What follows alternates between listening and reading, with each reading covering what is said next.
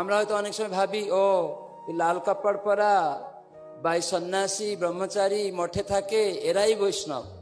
কিন্তু আমার বাড়িতেই বৈষ্ণব আছে। আমার স্ত্রী দীক্ষা নিয়েছে, আমি তাকে হয়তো গালি দিচ্ছি, প্রহার করছি। গুরু মহারাজ বলেন, দীক্ষার সময় আগে দেখতাম, আমরা যখন বসে থাকতাম, তোমার স্ত্রীকে তুমি গালাগালি করো নাকি, কখনো প্রহার করেছ? তখন একটা ভক্ত বলছে, হ্যাঁ গুরু মহারাজ, আমি কিছুদিন আগে একটু প্রহার করছিলাম। যাও, দীক্ষা হবে না, তুমি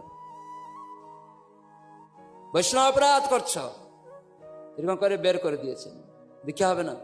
স্ত্রীকে প্রহার করছো, বৈষ্ণবী ভক্ত, তাকে গালাগালি করছো। স্ত্রীকে জিজ্ঞাসা, তুমি স্বামীকে কিছু প্রহার করেছো নাকি, স্বামীকে গালাগালি করো নাকি?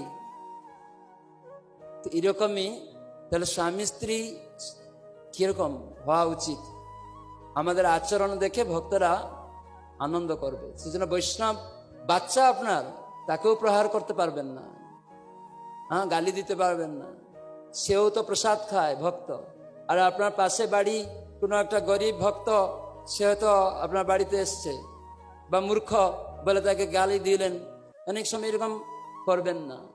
গৃহস্থ হলেও সেও বৈষ্ণব।